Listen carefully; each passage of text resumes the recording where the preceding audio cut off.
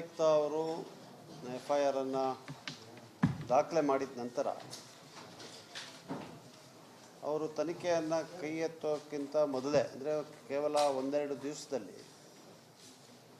ಇಡಿಯವರು ಕೂಡ ತಮ್ಮ ತನಿಖೆಯನ್ನು ಚಾಲನೆಯನ್ನು ಕೊಟ್ಟಿದ್ದಾರೆ. ECIR ದಾಖಲೆ ಮಾಡಿದರು. ಅದು ಮಾಧ್ಯಮದಲ್ಲೂ ಕೂಡ ಅವರು ಪ್ರಕಟಪಡಿಸಿದರು. ಇದೇ ಕಾನೂನು ಬಾಹಿರವಾದಂಥ ಹೆಜ್ಜೆ. ಈ ಮೊದಲನೇ ಹೆಜ್ಜೆ ಅವರೇನು ತಗೊಂಡಿದ್ದಾರೆ ಅದೇ ಕೂಡ ಕಾನೂನಕ್ಕೆ ವಿರುದ್ಧವಾದಂಥ ಕ್ರಮ. ನಂತರ ಹಲವಾರು ಸಂಬಂಧ ಇಲ್ಲದಿರುವಂಥ ವಿಚಾರದಲ್ಲಿ ನೋಟಿಸ್ ಜಾರಿ ಮಾಡೋದಾಗಲಿ, ಸರ್ಚ್ ಮಾಡೋದಾಗಲಿ ಅವರೆಲ್ಲವನ್ನು ಕೂಡ ಚಾಲನೆಯನ್ನು ಕೊಟ್ಟಿದ್ದರು. ಅಷ್ಟರಲ್ಲಿ ಲೋಕಾಯುಕ್ತ ಪೊಲೀಸ್ನವರು ತಮ್ಮ ವಿಚಾರಣೆಯನ್ನು ನಡೆಸ್ತಾಯಿದ್ರು ಮತ್ತು ಉಚ್ಚ ನ್ಯಾಯಾಲಯ ಈ ತನಿಖೆಯನ್ನು CBIಗೆ ಹಸ್ತಾಂತರ ಮಾಡಬೇಕು ಅಂತ ಹೇಳುವಂಥ ಪ್ರಕರಣದಲ್ಲಿ ತಮ್ಮ ತನಿಖೆ ವರದಿಯನ್ನು ಸಮಯಕ್ಕೆ ತಾವು ಕೋರ್ಟ್ಗೆ ಸಲ್ಲಿಸಿ ಅಂತ ಕೂಡ ನಿರ್ದೇಶನವನ್ನು ಕೊಟ್ಟು ಲೋಕಾಯುಕ್ತ ತಮ್ಮ ತನಿಖೆ ವರದಿಗಳನ್ನು ಉಚ್ಚ ನ್ಯಾಯಾಲಯಕ್ಕೆ ನೀಡ್ತಾ ಇರೋದು ಕೂಡ ತಾವೆಲ್ಲ ಗಮನಿಸಿದ್ದೀರಿ ಮತ್ತು ಕೋರ್ಟ್ನಲ್ಲಿ ದಾಖಲಾಗಿರುವಂಥ ವಿಚಾರ. ಇಂಥ ಸಂದರ್ಭದಲ್ಲಿ ಈ ಇಡಿನವರು ಯಾವ ಅಪರಾಧದ ಆಧಾರದ ಮೇಲೆ ಅವರು ತನಿಖೆಯನ್ನು ಕೈಗೊಳ್ಳಬೇಕು, ಆ ಅಪರಾಧದ ತನಿಖೆಯನ್ನು ಉಚ್ಚ ನ್ಯಾಯಾಲಯವೇ ಖುದ್ದಾಗಿ ನೋಡ್ತಾ ಇರುವಂಥ ಸಂದರ್ಭ ಇದ್ದರೂ ಕೂಡ ಇವರು ತಮ್ಮ ತನಿಖೆಯನ್ನು ಜಾರಿಗೊಳಿಸ್ತಾ ಇರೋದು ಭಾಳ ಒಂದು ರೀತಿಯಾಗಿ ಕಾನೂನು ಬಾಹಿರ ಅಂತ ಹೇಳಿದ್ರೆ ತಪ್ಪಾಗುತ್ತೆ. ಅಂದಿನ ಈ ಪ್ರಕರಣಕ್ಕೆ ಸಂಬಂಧಪಟ್ಟಂಥ ಅಂದಿನ ಮೂಡ ಆಯುಕ್ತರು ಯಾರಿದ್ದರು, ನಟೇಶ್, ಅವರಿಗೆ ಕೂಡ ಒಂದು ಅವರ ಮನೆಯನ್ನು ಅವರು ಸರ್ಚ್ ಮಾಡಿ ಮತ್ತು ಸೆಕ್ಷನ್ 15ನಲ್ಲಿ ಅವ್ರಿಗೂ ಕೂಡ ನೋಟಿಸ್ ಕೊಡುವಂಥದ್ದನ್ನು ಮಾಡಿದರು. ಆ ವಿಚಾರವಾಗಿ ಆಯುಕ್ತರು ಉಚ್ಚ ನ್ಯಾಯಾಲಯಕ್ಕೆ ರಿಟ್ ಅರ್ಜಿಯನ್ನು ಸಲ್ಲಿಸಿ ಆ ರಿಟ್ ಅರ್ಜಿಯನ್ನು ಕೂಡ ಉಚ್ಚ ನ್ಯಾಯಾಲಯ ಪರಿಗಣಿಸಿ ರಿಟ್ ಅರ್ಜಿಯನ್ನು ನಟೇಶನ ಪರ ತೀರ್ಪನ್ನು ಕೂಡ ಕೊಟ್ಟಿತ್ತು. ಇದೆಲ್ಲ ಮಧ್ಯದಲ್ಲಿ ಇಡಿನವರು ಮಾನ್ಯ ಮುಖ್ಯಮಂತ್ರಿಗಳ ಧರ್ಮಪತ್ನಿಯಾದಂಥ ಶ್ರೀಮತಿ ಪಾರ್ವತಿ ಅವರಿಗೂ ಮತ್ತು ನಗರಾಭಿವೃದ್ಧಿ ಇಲಾಖೆಯ ಗೌರವಾನ್ವಿತ ಸಚಿವರಾದಂಥ ಬೈರತಿ ಸುರೇಶ್ ಅವರಿಗೂ ಇಬ್ಬರಿಗೂ ಕೂಡ ಇಡಿನವರು ಸೆಕ್ಷನ್ 15ನಲ್ಲಿ ನೋಟಿಸ್ ಜಾರಿ ಮಾಡಿ ಕೆಲವು ದಾಖಲೆಗಳನ್ನು ಕೇಳಿದರು ಮತ್ತು ಖುದ್ದಾಗಿ ತಾವು ಹಾಜರಾಗಿ ತಮ್ಮ ಹೇಳಿಕೆಯನ್ನು ದಾಖಲಿಸಬೇಕು ಅಂತ ಹೇಳುವಂಥ ಸೂಚನೆಯನ್ನು ಕೂಡ ಕೊಟ್ಟಿದ್ದರು. ಇದಕ್ಕಿಂತ ಮೊದಲೇ ಒಂದು ನೋಟಿಸನ್ನು ಶ್ರೀಮತಿ ಪಾರ್ವತಿ ಅವರಿಗೆ ಜಾರಿ ಮಾಡಿದರು. ಅವರ ನೋಟಿಸ್ಗೆ ಉತ್ತರವನ್ನು ಕೊಟ್ಟು ನನಗೆ ಕಾಲಾವಕಾಶ ಕೊಡಿ, ನನ್ನ ಆರೋಗ್ಯ ಮತ್ತು ವಯಸ್ಸಿನ ಕಾರಣಗಳಿಂದ ಸ್ವಲ್ಪ ಕಾಲಾವಕಾಶ ಕೊಡಿ ಅಂತ ಉತ್ತರವನ್ನು ಕೂಡ ಕೊಟ್ಟಿದ್ದರು. ನಂತರ ಮೊನ್ನೆ ಅವರು ನೋಟಿಸ್ ಕೊಟ್ಟು 28ನೇ ತಾರೀಕು ಅಂದರೆ ಇವತ್ತು ತಾವು ಹಾಜರಾಗಬೇಕು ಅಂಥೇಳಿ ಸೂಚನೆಯನ್ನು ಕೊಟ್ಟಿದ್ದರು. ಎರಡನೇ ನೋಟಿಸ್. ಮೊದಲನೇ ನೋಟಿಸ್ಗೆ ಅವರು ಕಾಲಾವಕಾಶ ಕೊಡಿ ಅಂತೇಳಿ ಕೇಳಿದರು. ಇಲ್ಲಿ 22ನೇ ತಾರೀಕಿಗೆ ನೋಟಿಸ್ ಕೊಟ್ಟು 28ನೇ ತಾರೀಕಿಗೆ ಬನ್ನಿ ಅಂತ ಹೇಳಿದರು. ಅಂದರೆ ಕೇವಲ 5-6 ದಿವಸದಲ್ಲಿ. ಈಗ ಇಡಿನವ್ರು ಏನು ಮಾಡ್ತಾ ಇದ್ದಾರೆ ಅಂತ ಹೇಳಿದ್ರೆ ಎಲ್ಲ ರೀತಿಯಾದಂಥ ಮಾಹಿತಿ ಅನ್ನು ಕೇಳ್ತಾರೆ. ಅಂದರೆ ಅವರ ವೈಯಕ್ತಿಕವಾದಂಥ ಮಾಹಿತಿ ಮತ್ತು ಅವರ ಕುಟುಂಬಸ್ಥರ ಆಸ್ತಿಯ ಮಾಹಿತಿ, ಈ ರೀತಿಯಾದಂಥ ಒಂದು ರೋವಿಂಗ್ ಎನ್ಕ್ವೈರಿ ಅಂತ ನಾವು ಕಾನೂನು ಹೇಳ್ತೀವಲ್ಲ, ಈ ಒಂದು ಕ್ರಮಕ್ಕೆ ಅವ್ರು ಕೈ ಹಾಕಿದ್ದಾರೆ.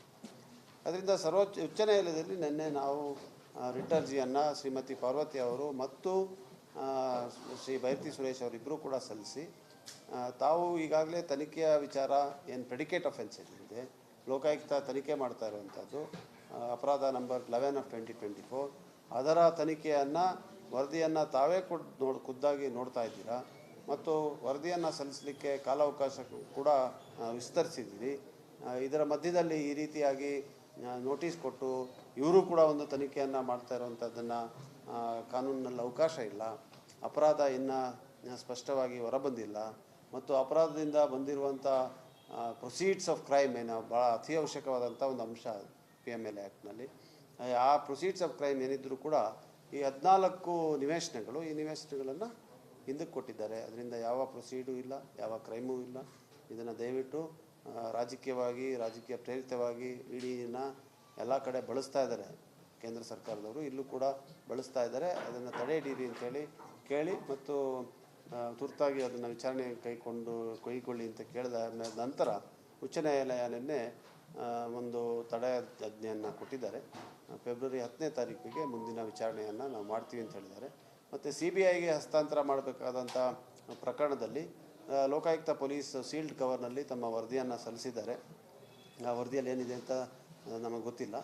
ಆ ವರದಿಯನ್ನು ನೋಡಿ ಮತ್ತು ನಮ್ಮ ಎಲ್ಲ ವಾದ ಕೂಡ ಮಂಡನೆ ಆಗಿದೆ. ಮುಖ್ಯಮಂತ್ರಿಗಳ ಪರ, ಅವರ ಪತ್ನಿಯ ಪರ, ದೇವರಾಜ್ ಪರ, ಮಲ್ಲಿಕಾರ್ಜುನ ಸ್ವಾಮಿ ಪರ, ಲೋಕಾಯುಕ್ತ ಪರ, ಸರ್ಕಾರದ ಪರ, ಈ ಪ್ರಕರಣದಲ್ಲಿ ಇದ್ದಂಥ ವಾದಿಗಳ ಪರ, ಎಲ್ಲರ ಪರ ವಕೀಲರು, ಉಚ್ಚ ನ್ಯಾಯಾಲಯ, ಸರ್ವೋಚ್ಚ ನ್ಯಾಯಾಲಯದ ವಕೀಲರು ವಾದವನ್ನು ಮಾಡಿದ್ದಾರೆ. ತೀರ್ಪನ್ನು ಉಚ್ಚ ನ್ಯಾಯಾಲಯ ಕಾಯ್ದಿರಿಸಿದೆ. ಅದರಿಂದ ಅದನ್ನು ನಾವು ನೋಡಬೇಕೇನಾಗುತ್ತೆ ಆ ತೀರ್ಪು ಅಂತ. ಮತ್ತು 10ನೇ ತಾರೀಕಿಗೆ ಈ ಇಡಿ ನೋಟಿಸ್ ಸಂಬಂಧಪಟ್ಟಂತೆ ವಿಚಾರಣೆ ಆಗ್ತಾಯಿದೆ. ಆದರೆ ಭಾಳ ಮುಖ್ಯವಾಗಿ ನಟೇಶ್ ಅವರು ಸಲ್ಲಿಸಿದಂಥ ಪ್ರಕರಣದಲ್ಲಿ ನ್ಯಾಯಾಧೀಶರು ಈಗಾಗಲೇ ಆ ನೋಟಿಸನ್ನು ರದ್ದು ಮಾಡಿದ್ದಾರೆ ಮತ್ತು ಸೆಕ್ಷನ್ 17 ಅವ್ರು ನಡೆಸಿದಂಥ ಸರ್ಚ್ ಏನಿದೆ ಅದನ್ನು ಕೂಡ ರದ್ದುಪಡಿಸಿದ್ದಾರೆ. ಇದು ಇವತ್ತು ಇರುವಂಥ ವಾಸ್ತವ ಪರಿಸ್ಥಿತಿ.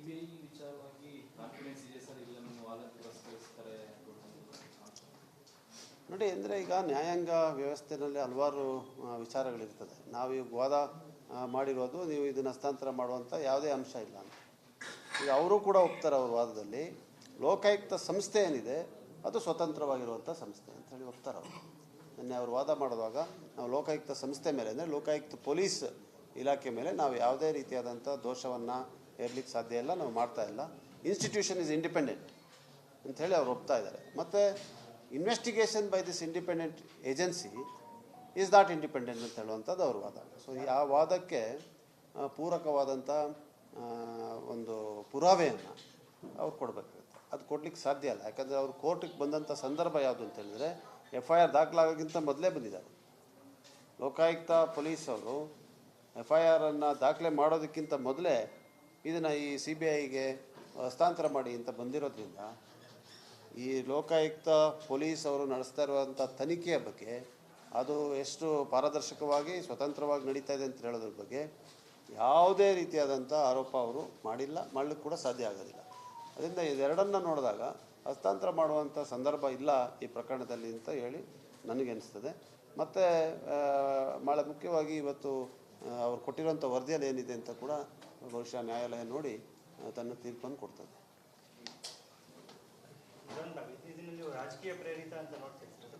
ಮೊದಲನೇ ದಿವಸದಿಂದ ಕೂಡ ನಮ್ಮ ನೇರವಾದಂಥ ಆರೋಪ, ಎನ್ಫೋರ್ಸ್ಮೆಂಟ್ ಡೈರೆಕ್ಟರೇಟ್ ನಡೆಸ್ತಾ ಇರುವಂಥ ಎಲ್ಲ ಕ್ರಮ ಕಾನೂನು ಬಾಹಿರ. ಅವ್ರಿಗೆ ಗೊತ್ತಿದೆ ಇದು ಕಾನೂನು ಬಾಹಿರ ಅಂತ, ಆದರೂ ಕೂಡ ಮಾಡ್ತಾ ಇದ್ದಾರೆ. ಅದರಿಂದ ರಾಜಕೀಯ ಪ್ರೇರಿತವಾದಂಥ ನಡೆ ಅಂತೇಳಿ ಇದು ನಾವು ವಾಲ್ಮೀಕಿ ನಿಗಮದ ಹಗರಣದಲ್ಲೂ ಕೂಡ ನೇರವಾಗಿ ಆರೋಪ ನಾನು ವಿಧಾನಸಭೆಯಲ್ಲೇ ಅಂಕಿಅಂಶಗಳ ಜೊತೆ ಇದನ್ನು ವಿಧಾನಸಭೆಯಲ್ಲೇ ಮಂಡಿಸಿದ್ವಿ. ಅದರಿಂದ ಯಾವ ಕಾರಣಕ್ಕೂ ಇಲ್ಲಿ ಅಪರಾಧ ಯಾವುದು? ಲೋಕಾಯುಕ್ತ ತನಿಖೆ ಮಾಡ್ತಾ ಇರೋದು ಅಪರಾಧ. ಆ ಅಪರಾಧದಲ್ಲಿ ಅವರು ಎಲ್ಲರ ವಾದ ಈ 14 ನಿವೇಶನ ಇಸ್ ದಿ ಪ್ರೊಸೀಡ್ಸ್ ಅಂತ. ಅವೇ 14 ನಿವೇಶನ ಎಲ್ಲೋಗಿದೆ? ಎಲ್ಲಿಗೂ ಹೋಗಿಲ್ಲ. 14 ನಿವೇಶನ ಅಲ್ಲೇ ಇದೆ.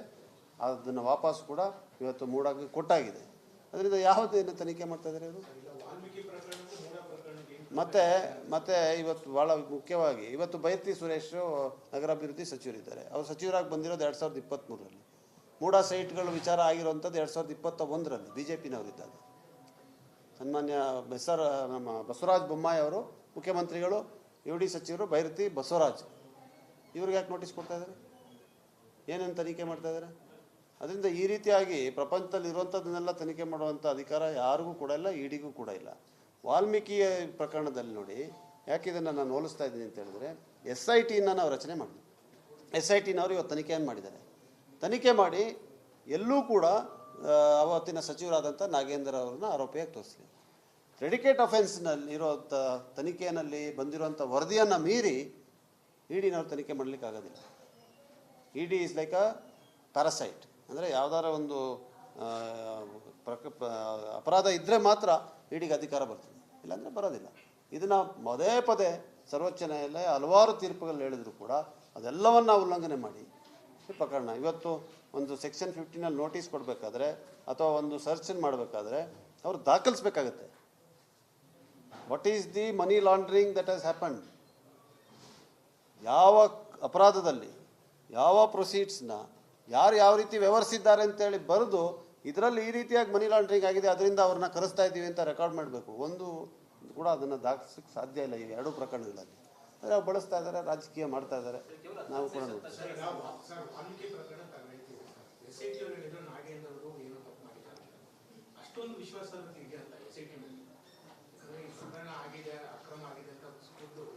ಅಲ್ಲಲ್ಲ, ಪ್ರಕರಣ ಆಗಿರ್ತದೆ, ಅಪರಾಧ ಅದೇ ನೋಡಿ. ಒಂದು ಪ್ರಕರಣದಲ್ಲಿ ಒಂದು ಅಪರಾಧ ಇರ್ತದೆ. ಅಪರಾಧ ಆಗಿಲ್ಲ ಅಂತ ಯಾರು ಹೇಳ್ತಾ ಇಲ್ಲ, SITನವರು ಹೇಳ್ತಾ ಇಲ್ಲ. ಅಪರಾಧಿ ಯಾರು ಅಂತ ಹೇಳೋದ್ರಲ್ಲಿ ವ್ಯತ್ಯಾಸ ಇದೆ. ಅಪರಾಧ ನಡೆದಿದೆ, ಹೇಗೆ ಹೆಡ್ ಆಫ್ ದ ಡಿಪಾರ್ಟ್ಮೆಂಟ್ಗೆ ಬ್ಯಾಂಕಿಂಗ್ ಟ್ರಾನ್ಸಾಕ್ಷನ್ಗೂ ಸಂಬಂಧ ಇಲ್ಲ. ಹಂಗಾರೆ ಬ್ಯಾಂಕ್ ಇದೆಲ್ಲ ನ್ಯಾಷನಲೈಸ್ಡ್ ಬ್ಯಾಂಕ್ ಅಲ್ಲ, ಹಾಗಾದ್ರೆ Nirmala Sitaram is head of the banks. ಇಲ್ಲಿ ಅಲ್ಲ ಸರ್, ಆಗಿರುವಂಥದ್ದು Union Bank of India, which is a nationalised bank directly under the RBI, which is directly under the union minister for finance. ಬ್ಯಾಂಕ್ನವ್ರ ಮೇಲೆ ಇವತ್ತು SITನವರು ತನಿಖೆ ಮಾಡಿ ಎಲ್ಲ ಆರೋಪಿಗಳು ಬ್ಯಾಂಕ್ನವರು ಅಂತ ಹೇಳಿದ್ದಾರೆ. ಹಾಗಾದ್ರೆ ಬ್ಯಾಂಕ್ನವ್ರು ಆರೋಪಿ ಆಗಿದೆ ಅಂದರೆ ಕೇಂದ್ರದ ಆರ್ಥಿಕ ಸಚಿವರು ಜವಾಬ್ದಾರರ? ಇವ್ರ ಆರೋಪಿ ಅಲ್ಲ ಅಂತ, ಇವ್ರ ಮೇಲೆ ಯಾವುದೇ ಆರೋಪ ಮತ್ತೆ ಭಾಳ ಮುಖ್ಯವಾಗಿ ನೋಡಿ, 103 ಕೋಟಿ ರೂಪಾಯಿ ಹೊರಗಡೆ ಹೋಗಿದೆ ಅಂತ ಹೇಳುವಂಥದ್ದು ಆರೋಪ. ಈ 103 ಕೋಟಿಗಿಂತ ಹೆಚ್ಚು ಹಣ, ಯಾಕಂದರೆ ಚಿನ್ನ ಆಭರಣಗಳು ಇದನ್ನೆಲ್ಲ ಸೀಸ್ ಮಾಡಿದಾರಲ್ಲ, ಹೆಚ್ಚು ಹಣ SITನವ್ರು ಸೀಸ್ ಮಾಡಿದಾರಲ್ಲ. ಹಾಗಾದ್ರೆ ಹಣ ಬೆಳ್ಳಾರಿಗೆ ಹೋಗ್ಬಿಡ್ತು, ಅಲ್ಲ ಇದಕ್ಕೆ ಹೋಗ್ಬಿಡ್ತು, ಡೆಲ್ಲಿಗೆ ಹೋಗ್ಬಿಡ್ತು ಅಂತ ಇವ್ರು ಆರೋಪ ಮಾಡಿಕೊಂಡು ಸುಳ್ಳು ಜನರ ಮುಂದೆ ಬಿಡ್ತಾರಲ್ಲ, ಎಲ್ಲಿದೆ ಅದು ಪುರಾವೆ ಎಲ್ಲಿದೆ? ಆಮೇಲೆ ಏನಿತ್ತು ಅವ್ರ ಮೇಲೆ ನೇರವಾದಂಥ ಆರೋಪ?